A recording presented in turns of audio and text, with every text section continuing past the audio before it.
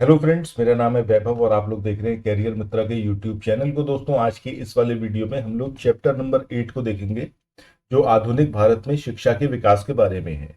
ये घटना चक्र की जो पूर्वावलोकन की बुक है, उससे बनाए गए नोट्स हैं, उसका समराइज्ड वर्जन है। और इसमें सारे जितने एमसीक्यू दिए हुए हैं बुक में, उन सारे एमसीक्यू का जिस्ट यहाँ पर है।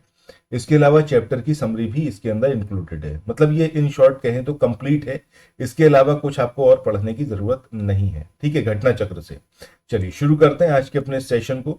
अगर आप लोग घटना चक्र की बुक को मल्टीपल टाइम्स रिवाइज करना चाहते हैं तो उसके लिए ये जो पीडीएफ है, ये बहुत ज्यादा बेनिफिशियल रहेंगी। चलिए, सबसे पहले यहाँ पर हम बात कर लेते हैं जो घटनाक्रम हुए और उनसे रिलेटेड वो पर्टिकुलर डेट्स जो एग्जामिनेशन में आपसे सेवरल टाइम्स पूछी जाती हैं, या फिर आपसे कई बार ऐसा होता है कि आपको घटना की जो तिथि है उसको मतलब अरेंज करना होता है क्रोनोलॉजिकली कि कब कौन सी घटना घटित हुई है। ठीक है, सबसे पहले यहाँ पर हॉल हेड, इन्होंने संस्कृत व्याकरण ये प्रकाशित किया कौन से ईयर में?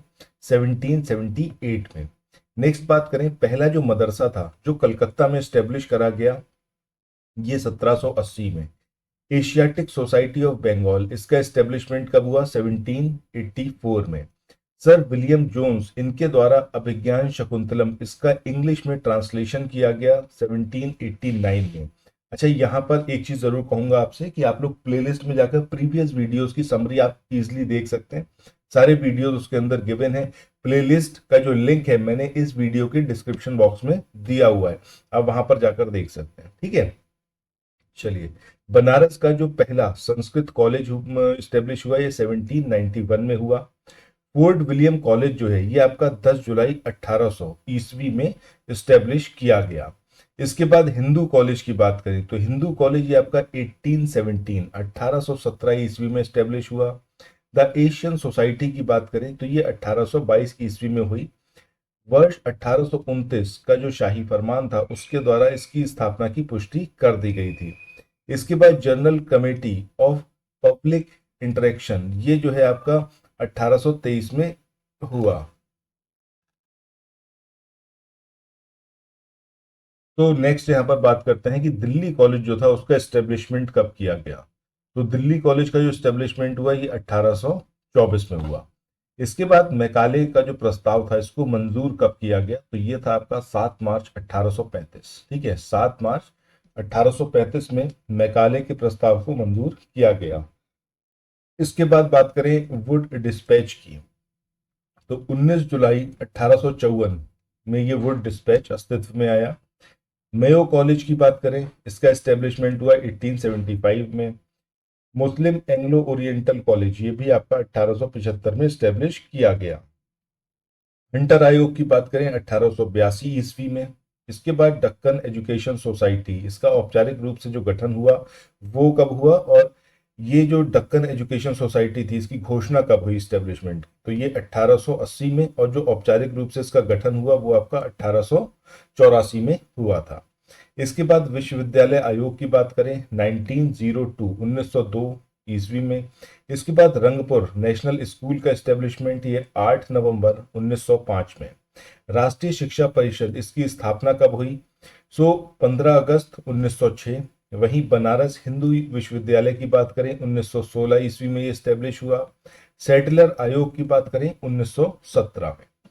इसके बाद आगे बात करते हैं कि भारत में जो या फिर आंग्ल शिक्षा थी या फिर एंग्लो एजुकेशन थी, उसके समर्थकों का नेतृत्व ये मुनरो और जो एल्फिंस्टन थे। जबकि अगर हम एच टी प्रिंसिप की बात करें तो ये प्राच्य शिक्षा के समर्थकों के नेतृत्व करता थे। यहाँ पर एग्जामिनेशन में आपसे पूछा जा सकता है कि एंग्लो एजुकेशन, इसका सपोर्ट किसने करा? तो मुनरो और एल्फिंस्टन ने किया। और जबकि अगर हम प्रिंसिप की बात करेंगे तो ये प्राच्य शिक्षा के समर्थकों में से रहे थे, उसका उसको लीड कर रहे थे। अच्छा, ब्रिटिश राज द्वारा भारत में शिक्षा जो थी वो अंग्रेजी में दी जाएगी। तो अंग्रेजी शिक्षा के प्रसार का जो मेन रीजन था वो क्या था, क्यों ऐसा कहा गया? उस टाइम की जो रूलर्स थे, ब्रिटिश रूलर्स की, भारत में जो एजुकेशन हो वो इंग्लिश में दी जाए। सबसे पहली बात कि प्रशासन का जो खर्च है वो कम करने की चिंता थी, क्योंकि अगर इंग्लिश में एजुकेशन दी जाएगी तो यहाँ पर जो शिक्षित भारतीय थे उनको अपॉइंट किया जा सकता है और सस्ते में जो है उनसे काम करवाया जा सकता है। शिक्षित भारतीयों की संख्या बढ़ाने से प्रशासन और ब्रिटिश व्यावसायिक प्रतिष्ठानों की छोटे कर्मचारियों की ओर जो बढ़ती हुई जरूरतें थी उसको पूरा किया जा सकता था।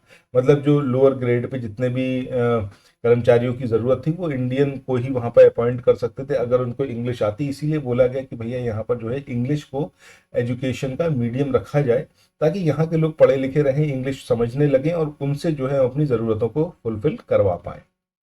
चलिए अब यहाँ पर वॉरेन हेस्टिंग्स की बात करते हैं, जिनका जो टेन्योर रहा वो रहा आपका 1774 से लेके 85 तक।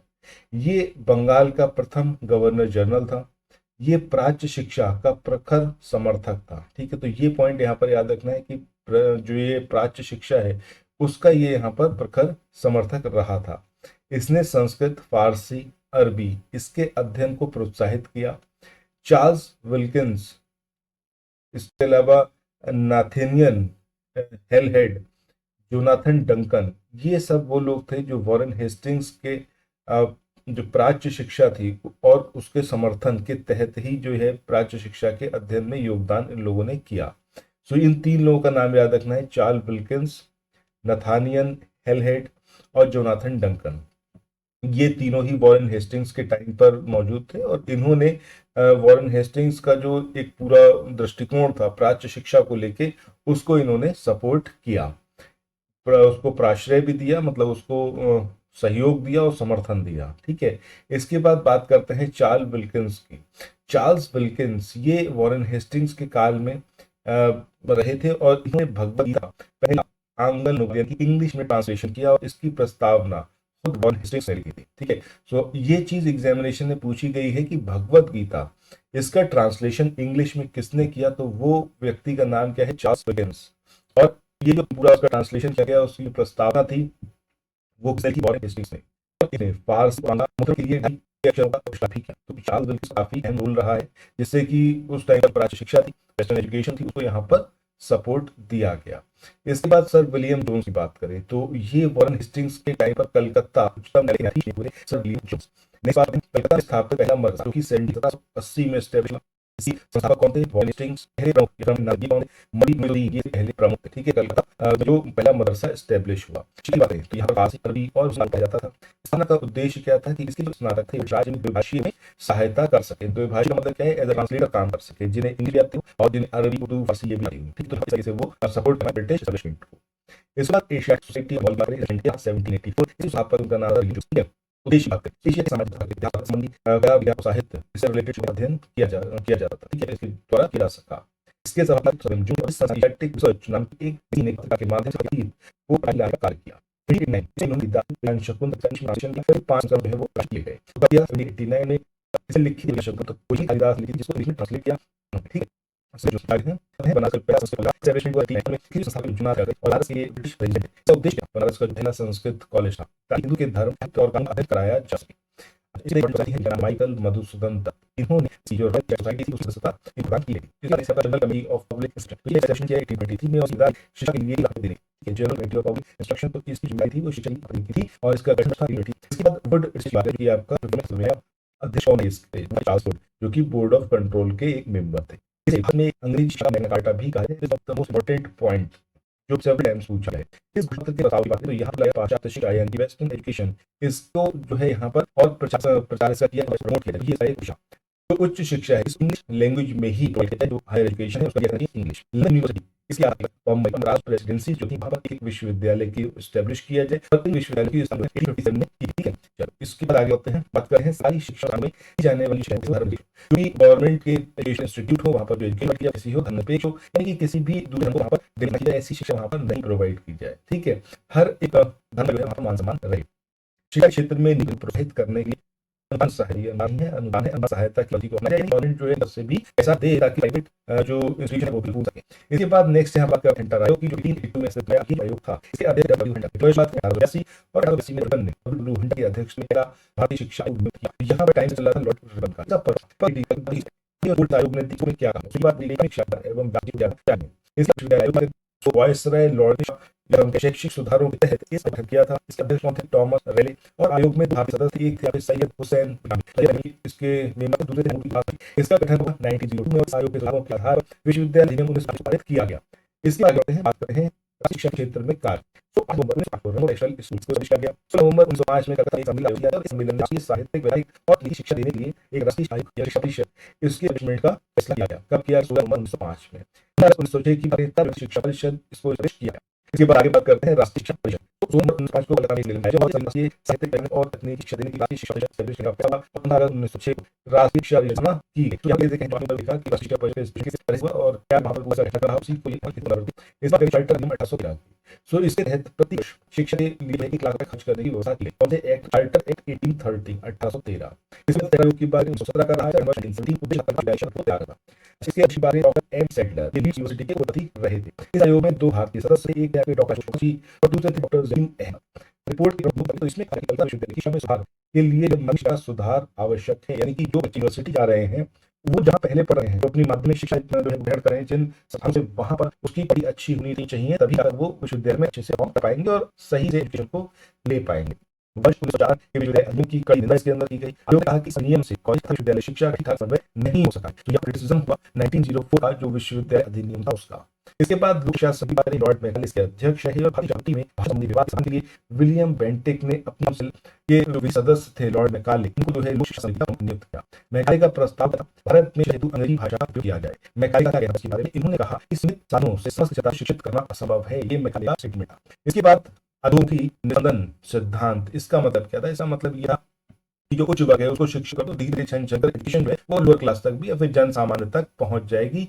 और ये चीज किसने मैकाले ने, ठीक है। अधोमुखी निबंधन सिद्धांत ये किसके बाद आया? इसमें ये बोला शिक्षा कुछ वर्ग दी जाए और इस बात शिक्षा का सब है वो जन सामान्य तक पहुंचे, क्योंकि जैसा इन पर दिखा कि मैकाले ये बोले थे कि भैया ये पॉसिबल नहीं है कि सारी जगह कर पाओ, तो इससे बढ़िया ये है कि आप एक पर्टिकुलर सेक्शन को, यानी कि जो उच्च वर्ग है उसको शिक्षित कर दो और उसका असर आप पीछे देखो आपको मिलेगा। अब बात करें मुंबई में पहला महिला विश्वविद्यालय, ये डी करवे इनका एस्टेब्लिश किया गया।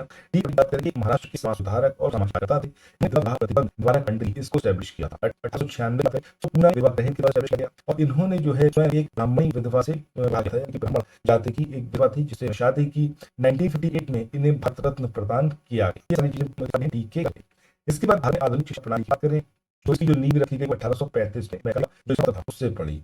मैंने भारतीय रीति रिवाज अनुसार 1835 और विलियम बेंटिक के स्वभाव अंग्रेजी को कुछ का माध्यम पाया। 19वीं शताब्दी के दशक के साथ ये क्रम चलता रहा। इसके बाद डेक्कन एजुकेशनल सोसाइटी 1880 की बात करें, इसका एस्टेब्लिशमेंट हुए संस्थापक रहे चिपलुंगूर, इसके अलावा गंगाधर तिलक, गोपाल और N B Namjoshi. Deccan education society से कौन कौन रिलेटेड रहे? वो है चिपलुंगर, इसके अलावा गंगाधर तिलक, गोपाल गणेश अगरकर और एन बी नामजोशी। जिस तरह इसकी संरक्षकों में से एक ये संस्थापक नहीं, ठीक है। इसकी स्थापना न्यू इंग्लिश स्कूल के प्रारंभ 1880 इसके साथ गई थी और रूप से जो 1884 में हुआ। पहले घोषणा उसके बाद इसका एस्टेब्लिशमेंट हुआ। सबसे प्रारंभिक प्रचारकों में से एक रहे। इस शिक्षा क्षेत्र में कुछ यूनिवर्सिटीज इनका एस्टेब्लिशमेंट किसने किया और कब शिलान्यास हुआ? तो बीएचयू की बात है, संस्थापक मनमोहन मालवीय, शिलान्यास 7 फरवरी 1916 को लॉर्ड हार्डिंग के द्वारा। कोरियन कॉलेज की एस्टेब्लिशमेंट हुआ 10 जुलाई 1800। स्थापक की बात करें तो संस्था लॉर्ड रिचर्ड कोरियन एस्टेब्लिशमेंट के बाद कलकत्ता में इसको एस्टेब्लिश किया गया। फोर्डियन कॉलेज को ब्रिटिश सिविल सेवकों को प्रशासन और हिंदुस्तानी भाषा की शिक्षा दी।